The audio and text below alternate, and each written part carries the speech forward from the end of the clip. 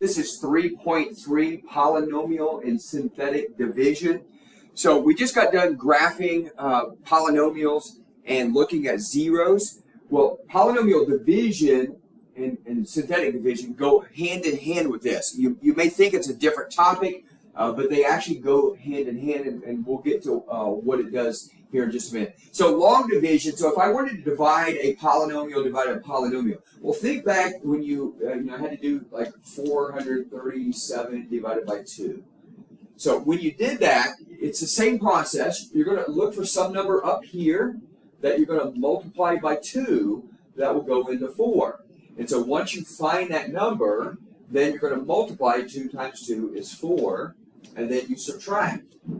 And then you bring down your next number. Well, we're going to do the same process. We're going to literally look at what can we put here multiplied by x that will give me the first term, 6x cubed. That's what we're trying to do. Well, that's going to give me 6x. So I know 6x times x will give me 6x cubed. Now, once you find this 6x, though, you're going to multiply it by the entire thing. You're going to use the distributive property. So that's negative 12x. That should be squared. So x squared times x is x cubed. All right, so now here comes the biggest mistake that students do with polynomial division. Notice, what did I do over here? I subtracted. Once I multiplied, I got my number, I subtracted. So make sure you subtract. I cannot emphasize that enough. Make sure you subtract. So 6x minus 6x cubed cross each other out. But notice, make sure you subtract. So negative 19 subtract a negative 12 is literally plus plus. So that's going to give us negative 7x squared right there. Make sure you pause the video, make sure you understand why that's a negative 7x squared. And then I'm going to bring down the positive 16x, just like I brought down my 3. And then you go through the same process again. You just keep repeating it. 2 goes into 3 one time, and 2 times 1 is 2. And you're going to subtract. And then you're going to bring down the next number. And then you keep dividing until it can't be divided anymore. So here, I look at my x. What can be, what times x is negative 7x squared? That's negative 7x. And then once you find that number, use the distributive property on this whole thing. So negative 7x squared minus or plus 14x. And again, let me say it again. Subtract. And when you subtract, these will cross out. And then 16 subtract 14x is 2x. And then you're going to bring down to minus 4. And then do the process again. So this would be plus 2. And then use the distributive property. So that would be 2x minus 4. And then finally, when you subtract, these will cross out, and you're left with a 0 remainder.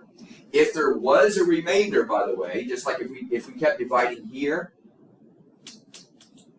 then all we would need to do is put that over the divisor. Okay, you take the remainder and put it over the divisor. So if this turned out if this had a remainder, like let's say it had a 2 remainder, then you would just literally put 2 over the divisor. Okay, so if it had a remainder. Okay, so it doesn't have a remainder, but if it did, you would just put it over the divisor, just like you did over in this easy problem. All right, so let's try another one. So notice this is x cubed minus 1. So x cubed is x cubed, and notice I'm going to do something. I'm going to add a 0x squared and a 0x. Every exponent needs to be accounted for. So I had to add 0x squared and then 0x. And you'll see, once I start dividing, you'll see why that's necessary. And then I'm going to have x minus 1. And then you're going to start the process. So what times the first number, x, that's going to be x squared. So x cubed minus x squared. And notice, you see now I have x squareds lined up in a column. That's why I added the purple 0x squared. So when I subtract, the x cubes will cross out. And when I subtract, that's going to give me a positive x squared. And then bring down 0x. And then I'm going to go through the process again. What times the x right here? That's going to give me x squared, so that's just x. And then use the distributive property, so x squared minus x. And make sure you subtract. So x squared minus x squared, those should cross out. And then 0 minus a negative is positive x. And then bring down the minus 1. And then plus 1. And then there's a 0 remainder again. So some of you guys that need help with factoring, by the way, this is literally, I mean, just like if I did a division problem like, let's say 8 divided by 2 is 4, well, how do I check that? I can always multiply this to be able to get to my inside number, or take 8 divided by 2, give me 4, or 8 divided by 4, give me 2. Well, the same thing, I could take this answer, x squared plus x plus 1, multiply it by x minus 1, and it should give me the original problem, x cubed minus 1. So I literally factored it. All right, so this last problem that we're going to use long division, notice that my entire polynomial is not in descending order. So you have to put it in order first. And so 2x to the 4th, then 4x cubed, then negative 5x squared, then plus 3x minus 2. And then the same thing with x squared plus 2x minus 3.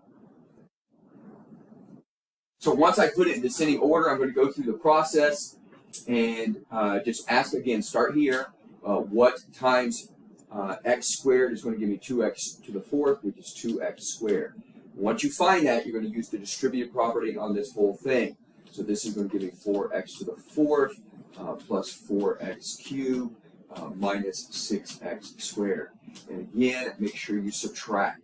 So when you subtract, make sure you multiply correctly. These first terms should always cross out. So those are going to cross out. 4 subtract 4, these are also going to cross out. And then negative 5 subtract a negative 6 is 1x squared. And we're going to bring down the plus 3x.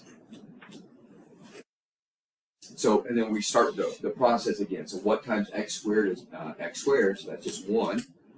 And then 1 times x squared plus 2x, and then minus 3. So we're going to also bring down the minus. And then we're going to subtract. So the first terms cross out. 3 minus 2 is 1x. And then negative 2 subtract and negative 3 is plus 1. So notice we have a remainder of x plus 1 over the divisor. So all of this is your answer right here. Now, let's learn something a little bit quicker. It's called synthetic division. Synthetic division basically notices something. It takes long division and makes it do a little bit quicker.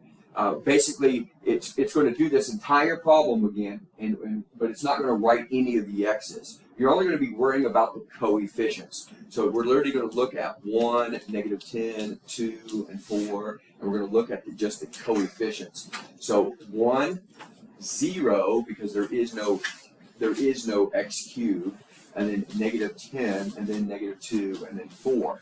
And what we're going to do is we're going to use synthetic division. And remember, if x plus 3 is a factor, then x equals negative 3 is a 0. So we're going to use negative 3 as a 0.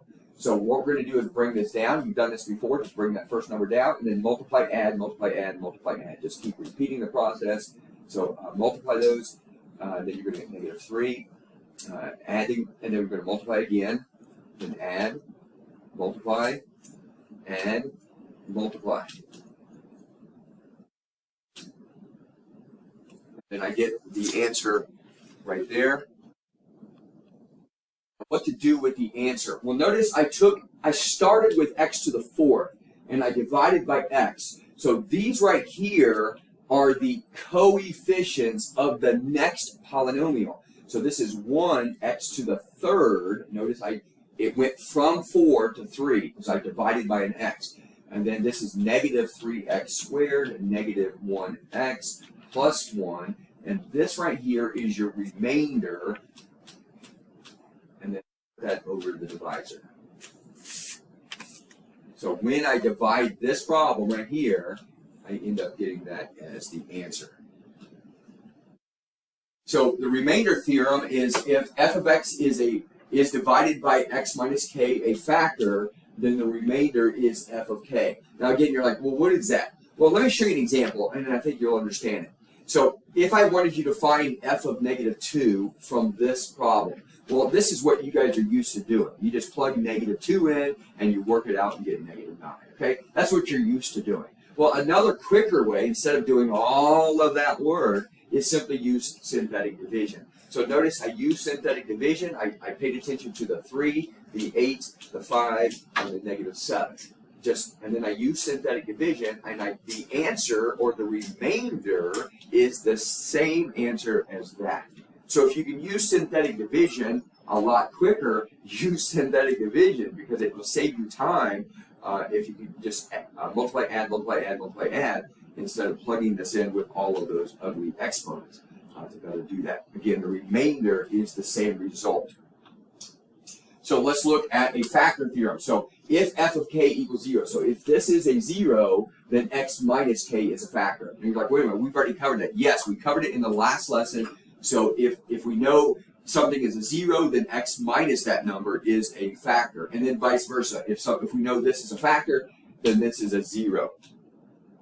So if I wanted to show that these two are factors of that big polynomial, then what I could do is I could start using synthetic division. So 2, 7, again, I'm just paying attention to the coefficients, -4, -27, and -18.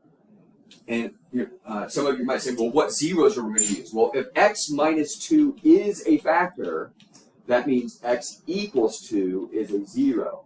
So I literally will get 0 here.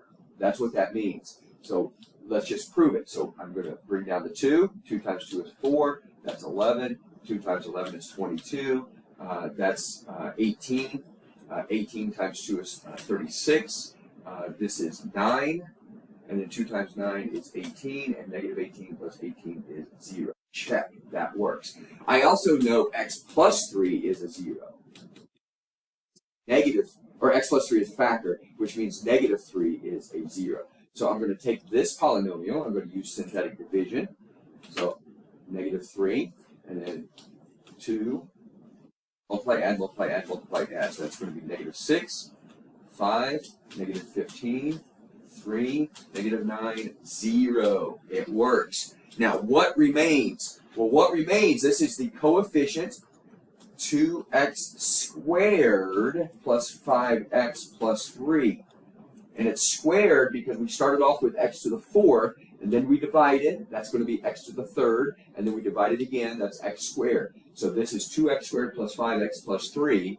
And then if we wanted to find the zeros or factor this further, because what we found so far is x minus 2 and x plus 3 those are factors. So what we're going to do is factor this further. That way we can completely factor.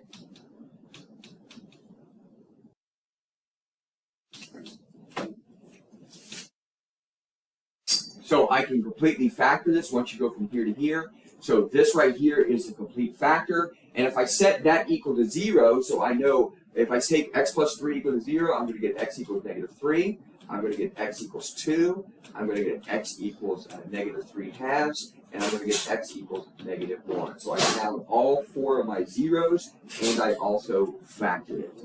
That's 3.3 polynomial division with synthetic division.